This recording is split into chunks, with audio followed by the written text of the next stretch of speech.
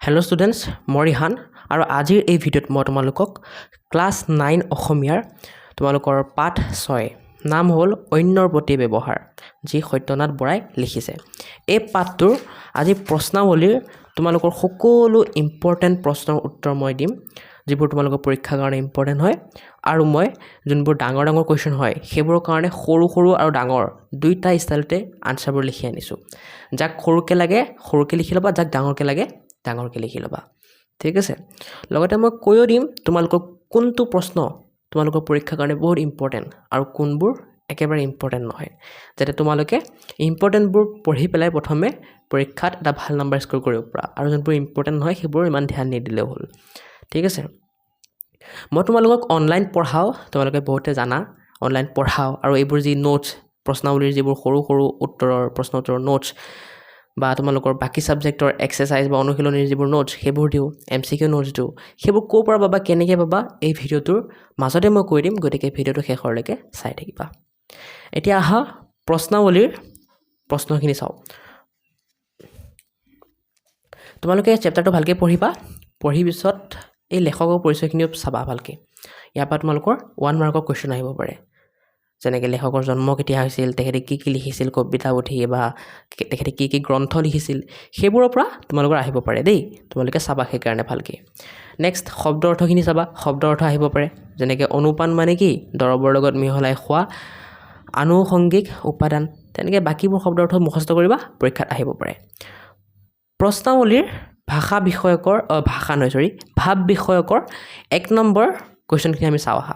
আৰু 1 নম্বৰৰ ক খ গ ঘ ঙ প্ৰথম ছ দ্বিতীয় ছ বৰ্গীয়া জ গোটেইকেইটা প্ৰশ্ন তোমালোকৰ পৰীক্ষাৰ কাৰণে ইম্পৰ্টেণ্ট, আৰু এইকেইটা সৰু সৰু 1 মাৰ্কীয়া কুৱেশ্যন হ'ব, গতিকে চাই লওঁ আহা। প্ৰথম প্ৰশ্ন ক, আমাক কৈছে সাৰথি পুথিখন কাৰ ৰচনা। চ' উত্তৰ লিখিবা সাৰথি পুথিখন সত্যনাথ বৰাৰ ৰচনা। যদি কোনোবাই ভাবিছা যে ক নম্বৰটো উত্তৰ আৰু সৰুকৈ লিখিম, তে উত্তৰ বুলি লিখি সত্যনাথ বৰাৰ লিখি দিলে হ'ব, ঠিক আছে। অকল সত্যনাথ বৰাৰ নামটো লিখি দিলেই হ'ল, পিছত দায়ী দি দিবা। আৰু যাক ধুনীয়াকৈ লাগে একেবাৰে ধুনীয়াকৈ লিখিব বিচাৰা, সিহঁতে একদম এজ ইট ইজ মই যেনেকৈ লিখিছোঁ তেনেকৈ লিখি দিবা। খ নম্বৰ, কি নজনাৰ নিমিত্তে বহু মানুহে জীৱনত নানাবিধ উপদ্ৰৱ ভুগিবলৈ পায়। উত্তৰ হ'ব ভাল ব্যৱহাৰ নজনাৰ নিমিত্তে বহুত মানুহে জীৱনত নানাবিধ উপদ্ৰৱ ভুগিবলৈ পায়। গতিকে তোমালোকৰ এইটো উত্তৰ, এইটো লিখিবা হ'ব। আৰু যাক এই খ নম্বৰটো উত্তৰ সৰুকৈ লাগে সিহঁতে উত্তৰ বুলি দি ভাল ব্যৱহাৰ লিখি দাৰি দি দিলেই হ'ল। যাক ধুনীয়াকৈ লাগে এজ ইট ইজ গোটেইখিনি লিখি দিবা। গ নম্বৰ, কোনটো শ্ৰেণীৰ মানুহৰ শত্ৰু সৰহ। উত্তৰ লিখিবা খিংখিঙীয়া আৰু ভাল ব্যৱহাৰ নজনা মানুহৰ শত্ৰু সৰহ। এতিয়া এইটো সকলোৱে এইটোৱে লিখি দিবা, ইয়াতকৈ সৰু কৰিলে তোমালোকে নাম্বাৰ নাপাবা, গতিকে সকলোৱে এই উত্তৰটোৱে লিখিবা, ইয়াত থাকি সৰু নকৰিবা। ঘ নম্বৰ, সজ ব্যৱহাৰৰ অনুপান কি। উত্তৰ হ'ব সজ ব্যৱহাৰৰ আচল অনুপান হ'ল নম্ৰতা। এতিয়া যাক এই ঘ নম্বৰ উত্তৰটো সৰুকৈ লাগে উত্তৰ বুলি লিখি নম্ৰতা লিখি দাৰি দি দিলে হৈ যাব। ঙ নম্বৰ, মনত অহংকাৰ ৰাখি মুখত নম্ৰ হ'লে মানুহক কি কৰা হয়। উত্তৰ হ'ব মনত অহংকাৰ পুহি বা ৰাখি, পুহি আৰু ৰাখি কি, ঠিক আছে, মুখত নম্ৰতা দেখুৱালে মানুহক চল কৰা হয়। বাহিৰত অকণমান কাঠৰ কাম চলি আছে বেলেগৰ ঘৰত, চ' অকণ শব্দ পাব পৰা ইগন'ৰ কৰিবা, ঠিক আছে। গতিকে ঙ নম্বৰ উত্তৰটো এনেকৈ লিখি ল'বা, আৰু ঙ নম্বৰ উত্তৰটো যাক সৰুকৈ লাগে সিহঁতে অকল চল কৰা হয় লিখি দিলেই হ'ল, ঠিক আছে। এতিয়া প্ৰথম 6 নম্বৰটো চোৱা। এই শ্ৰেণীৰ মানুহৰ স্বভাৱ নিচেই পাতল। ইয়াত কোনটো শ্ৰেণীৰ মানুহৰ কথা কোৱা হৈছে। উত্তৰ হ'ব যিবোৰ মানুহে আনৰ গুপ্ত কথা সকলোকে কৈ দিয়ে, গুপ্ত কথা মানে চিক্ৰেট কথা, ঠিক আছে, সেই শ্ৰেণীৰ মানুহক লেখকে পাতল স্বভাৱৰ বুলি কৈছে। এতিয়া যাক এই প্ৰথম 6 নম্বৰ উত্তৰটো সৰুকৈ লাগে উত্তৰ লিখি যিবোৰ মানুহে আনৰ গুপ্ত কথা সকলোকে কৈ দিয়ে লিখি দাৰি দি দিলে হ'ল, মানে অকল এই দাঁত কালা কৰাখিনি লিখিলেই হ'ল, ঠিক আছে। এতিয়া দ্বিতীয় 6 নম্বৰটো চোৱা। কাৰ লগত সম্বন্ধ ৰাখিলে সততাক প্ৰশ্ৰয় দিয়া হয়। সততাক মানে নিজৰ ঠগী নেচাৰটো, ঠিক আছে, মানুহক ঠগা স্বভাৱটো সেইটো। চ' উত্তৰ হ'ব সৎ মানুহৰ লগত সম্বন্ধ ৰাখিলে সততাক প্ৰশ্ৰয় দিয়া হয় মানে এনেকুৱা মানুহ যিবোৰে মানুহক ঠগে ঠিক আছে বেইমান সেইবোৰ মানুহৰ লগত যদি তুমি সম্বন্ধ ৰাখা তুমি যদি ফ্ৰেণ্ডশ্বিপ কৰা তুমিও তেনেকুৱা হৈ যাবা হয় গতিকে তোমাক কি কৈছে তেনেকুৱা মানুহৰ লগত সম্বন্ধ ৰাখিব মানা কৰিছে লিখকে আৰু সেয়ে কৈছে সৎ মানুহৰ লগত সম্বন্ধ ৰাখিলে সততাক প্ৰশ্ৰয় দিয়া হয় গতিকে দ্বিতীয় ছ নম্বৰটো এনেকৈ লিখি ল'বা আৰু দ্বিতীয় ছ নম্বৰৰ উত্তৰটো যাক সৰুকৈ লাগে উত্তৰ লিখি সৎ মানুহৰ লগত লিখি দাই দিলে হৈ যাব বৰ্গীয় জ নম্বৰ বহল ব্যাকৰণ পুথিখন কাৰ ৰচনা উত্তৰ হ'ব বহল ব্যাকৰণ পুথিখনৰ ৰচক হ'ল সত্যনাথ বৰা যাক এই উত্তৰটো সৰুকৈ লাগে বৰ্গীয় জ নম্বৰ উত্তৰটো উত্তৰ লিখি অকল সত্যনাথ বৰা লিখি দাই দিলে হ'ল মানে অকল নামটো লিখি দিলে হ'ল আৰু সো আমি 1 নম্বৰৰ একেবাৰে গোটেইখিনি বৰ্গীয় জলৈকে কুৱেশ্যন আনসাৰখিনি চালোঁ এতিয়া আমি চাম 2 নম্বৰ চমুকৈ বুজাই লিখা আৰু এই 2 নম্বৰখিনিও তোমালোকৰ পৰীক্ষাৰ কাৰণে ইম্পৰ্টেণ্ট হয় চিন্তা নকৰিবা মই 2 নম্বৰখিনি অকণ ডাঙৰ হ'ব কাৰণ তোমালোকৰ 3 বা 4 বা 5 মাৰ্কৰ কুৱেশ্যন হয় এইবোৰ সেইকাৰণে মই এইবোৰ দুটা ষ্টাইলত উত্তৰ লিখি আনিছোঁ এটা ডাঙৰকৈ আৰু এটা সৰুকৈ যাতে যাক ডাঙৰকৈ লাগে ডাঙৰটো লিখিব পৰা যাক সৰুকৈ লাগে সৰুটো লিখিব পৰা সো 2 নম্বৰ ইম্পৰ্টেণ্ট হয় আহা চাই লয় এইখিনি 2 নম্বৰখিনি 2 নম্বৰ ক ব্যৱহাৰ প্ৰণালীক সামান্য কথা বুলি কিয় উলাই কৰিব নোৱাৰি এইটো উত্তৰ এইটো কালাৰ নকৰাটো এটা ডাঙৰ আৰু এই হালধীয়া কালাৰ কৰাটো এটা সৰু উত্তৰ ঠিক আছে গতিকে যাক 2 নম্বৰ ক প্ৰশ্নটো উত্তৰ ডাঙৰকৈ লাগে এই কালাৰ নকৰা উত্তৰটো লিখি ল'বা যেটো মই পঢ়ি দিম এতিয়া আৰু যাক সৰুকৈ লাগে সেই হালধীয়া কালাৰ উত্তৰটো লিখি ল'বা যেটো মই অকণ পিছত পঢ়ি দিম এতিয়া হা ডাঙৰ উত্তৰটো পঢ়ো উত্তৰ মানুহ সমাজপ্ৰিয় জীৱ আৰু সমাজত সুখে সন্তোষে জীয়াই থাকিবলৈ হ'লে আনৰ লগত কেনেকৈ ব্যৱহাৰ কৰিব লাগে তাক জনাটো অতি গুৰুত্বপূৰ্ণ কাৰণ আমাৰ চৰিত্ৰ যিমানেই ভাল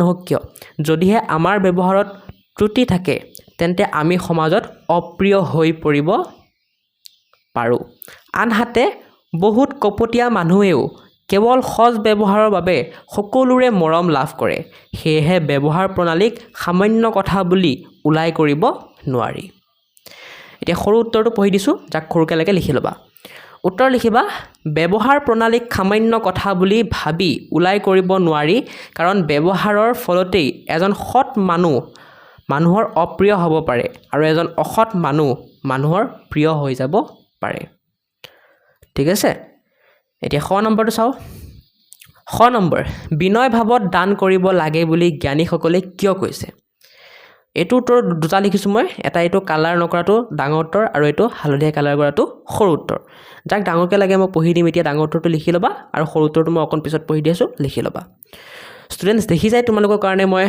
দুটা উত্তৰ লিখিছোঁ ডাঙৰ প্ৰশ্নবোৰৰ সো কষ্ট হয় এটা উত্তৰ লিখিবলৈ ইমানবোৰ টাইপিং কৰিবলৈ কষ্ট হয় সো তোমালোকে যাতে মোৰ এই কষ্টটো ধ্যান ৰাখি পেলাই ভিডিঅ'টো ভাল লাগিলে এটা লাইক কৰি দিবা চেনেলটো ছাবস্ক্ৰাইব কৰি দিবা আৰু এটা ধুনীয়া চাই কমেণ্ট কৰি দিবা ঠিক আছে তোমালোকে লাইক কমেণ্ট ছাবস্ক্ৰাইব কৰিলে ভাল লাগে আৰু এনেকুৱা ভিডিঅ' বনাব মন যায় সো আহা খ নম্বৰ ডাঙৰ উত্তৰটো চাই লওঁ খ নম্বৰ ডাঙৰ উত্তৰটো লিখিবা তিতা বা কঠুৱা মাতে মানুহৰ মনত গভীৰ আঘাত দিয়ে তেনে মানুহে হাজাৰ উপকাৰ কৰিলেও বা বহু দান কৰিলেও কেৱল কথা কোৱাৰ দুখতেই তেওঁলোক সমাজৰ চকুৰ কুটা হৈ পৰে দানৰ প্ৰকৃত ফল তেতিয়াহে পোৱা যায় যেতিয়া ই নম্ৰতাৰ সৈতে দিয়া হয় যেতিয়া ই আছিল না যেতিয়া ই নম্ৰতাৰ সৈতে দিয়া হয় যিদৰে তিতা ঔষধত মিঠা কলপ লগালেহে ৰোগীয়া মানুহে খাব পাৰে তেনেদৰে সজ ব্যৱহাৰৰ লগত নম্ৰতা মিহলি কৰিলেহে তাৰ মহত্ব প্ৰকাশ পায় সেয়েহে জ্ঞানীসকলে বিনয়ভাৱে দান কৰাৰ দিহা দিছে সো ডাঙৰটো হৈ গ'ল আকৌ এবাৰ দেখাই দিছোঁ লাগিলে ডাঙৰ উত্তৰটো এইখিনি লিখিবা লেখাৰ পিছত এইখিনি লিখি দিবা এতিয়া আহা আমি সৰু উত্তৰটো চাই লওঁ সৰু উত্তৰটো এনেকৈ লিখিবা মই পঢ়ি দি আছোঁ উত্তৰ কঠুৱা মাতেৰে কৰা উপকাৰ বা দান মানুহে মনত নাৰাখে সেয়েহে দানৰ মৰ্যাদা ৰাখিবলৈ আৰু আনৰ অন্তৰ জয় কৰিবলৈ জ্ঞানীসকলে বিনয়ভাৱে দান কৰাৰ দিহা দিছে সো এইখিনি আছিল তোমালোকৰ 2 নম্বৰ ক খৰ উত্তৰ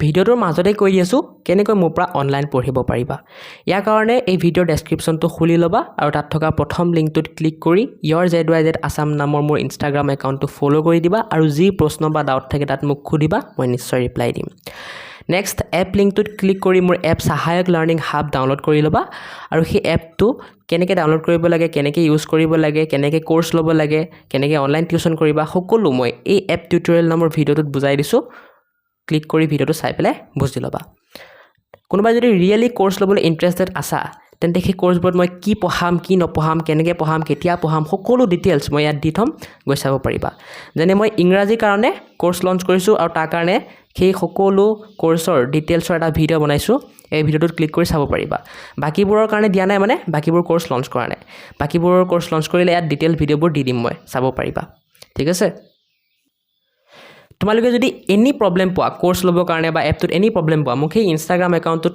মেছেজ কৰিবা মই নিশ্চয় ৰিপ্লাই দিম আৰু তোমালোকৰ যোন ষ্টুডেণ্টে কোৰ্চ ল'বা তাৰ ভিতৰত কিছুমান লাকি ষ্টুডেণ্টছক মই নিজেই ফোন কৰিম আৰু কিছুমান গিফ্ট দিম যেনে মোবাইল ফোন লেপটপ এনেকুৱা কিছুমান গিফ্ট দিম চ' তোমালোকে লাকি হ'ব পাৰা গতিকে কোৰ্চ লঞ্চ কৰিলে কোৰ্চখিনি ল'বা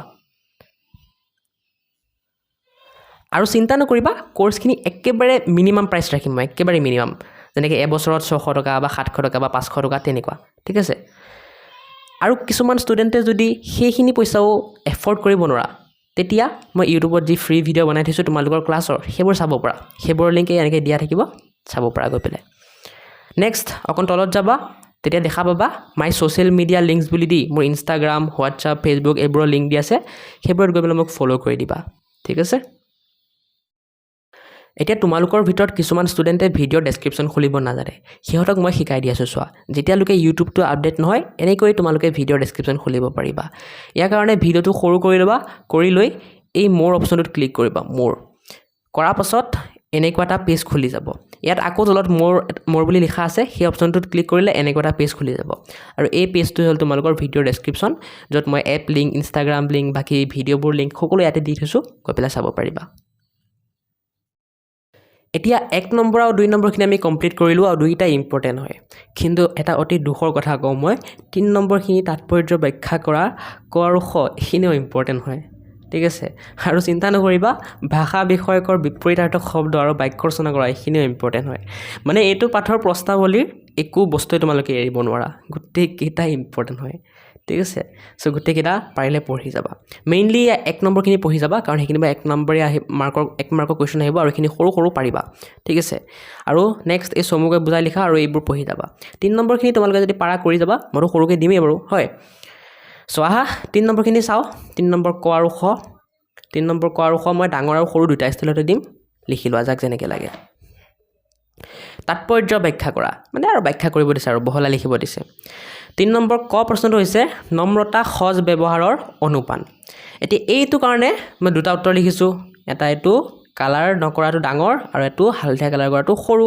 যাক যেনেকৈ লাগে লিখি ল'বা ঠিক আছে এতিয়া আহা ডাঙৰটো পঢ়ি দিওঁ মই পিছত সৰুটো পঢ়ি দিম উত্তৰ যিদৰে ঔষধৰ কাৰ্যকাৰিতা বৃদ্ধি কৰিবলৈ সঠিক অনুপানৰ প্ৰয়োজন হয় তেনেদৰে সজ ব্যৱহাৰৰ প্ৰভাৱ বৃদ্ধি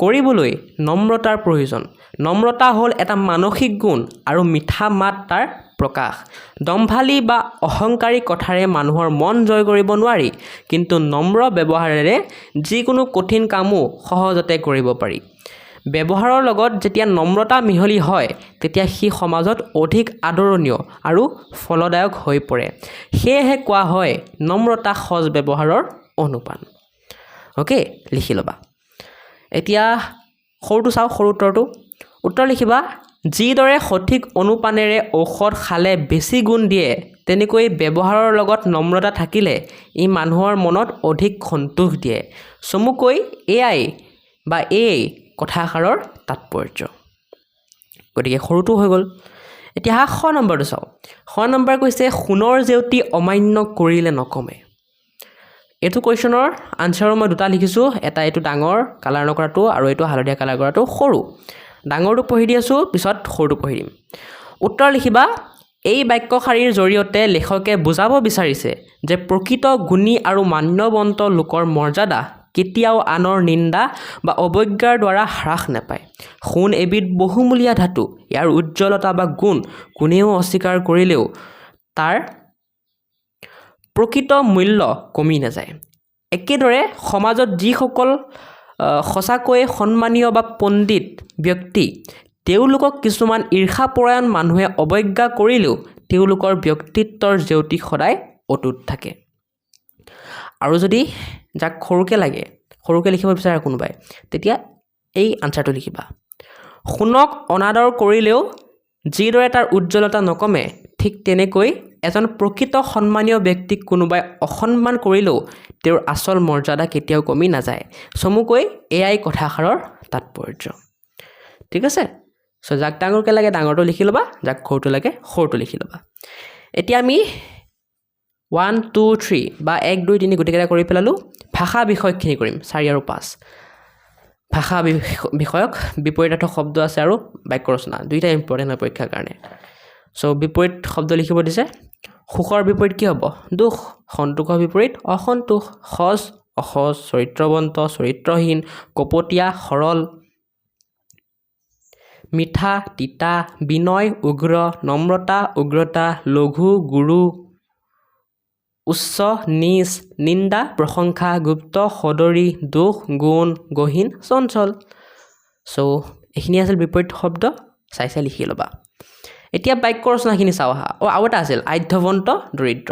ঠিক আছে? আধ্যৱন্ত বিপৰীত দৰিদ্ৰ। এতিয়া বাক্য ৰচনাখিনি চাওঁ আহা। বাক্য ৰচনা কৰা, উত্তৰ লিখিবা আৰু এনেকৈ লিখি দিবা।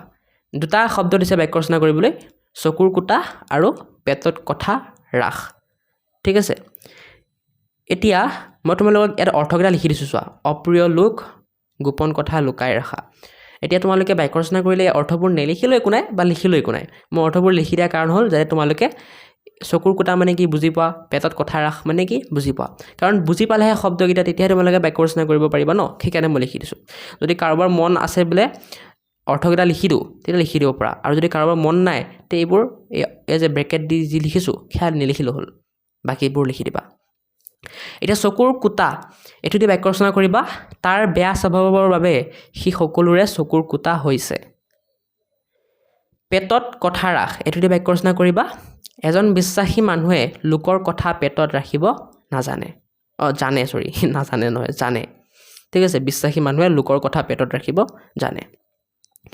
গতিকে লিখি ল'বা। আৰু এইখিনিতে আমাৰ ভিডিঅ'টো সমাপ্ত কৰিবলৈ সময় আহি গ'ল, কাৰণ তোমালোকৰ যি কুৱেশ্যন আনচাৰ আছিল সকলো মই দি দিলোঁ। ঠিক আছে? আৰু মই ক'লোৱেই গোটেইবোৰ পৰীক্ষাৰ কাৰণে ইম্পৰ্টেণ্ট। লগতে এই শব্দ অৰ্থখিনি চাবা আৰু এই কবি পৰিচয়খিনি ভালকৈ পঢ়িবা। ইয়াৰ পৰাই তোমালোকৰ কুৱেশ্যন আহিব, 90% কুৱেশ্যন ইয়াৰ পৰাই আহিব। চ' তোমালোকক মইতো ক'লোৱেই কি আহিব নাহিব, আৰু প্ৰশ্নটোবোৰ দিলোৱেই। নেক্সট তোমালোকৰ সময় নামৰ পাঠটো আছে। এই সময় নামৰ পাঠটোৰ ওপৰত যদি ভিডিঅ' লাগে মোক কমেণ্ট কৰিবা। এনেতো মই দিমেই, কিন্তু যিমান বেছি কমেণ্ট আহিব সিমান সোনকালে মই দিবলৈ চেষ্টা কৰিম। আৰু নেক্সট কি টপিকৰ ওপৰত, কি ছাবজেক্টৰ ওপৰত ভিডিঅ' লাগে মোক ক'বা, মই নিশ্চয় দিবলৈ চেষ্টা কৰিম। আৰু কাৰোবাক যদি কোৰ্চ লাগে তোমালোকৰ সকলো ছাবজেক্টৰ, মইতো কৈ দিলোঁ কেনেকৈ ল'ব পাৰিবা, কেনেকৈ মোৰ পৰা অনলাইন টিউশ্যন কৰিব পাৰিবা ভিডিঅ'টোৰ মাজত। চ' চেক আউট কৰিবা। ঠিক আছে? বাই, এনেকৈ পঢ়ি থাকা।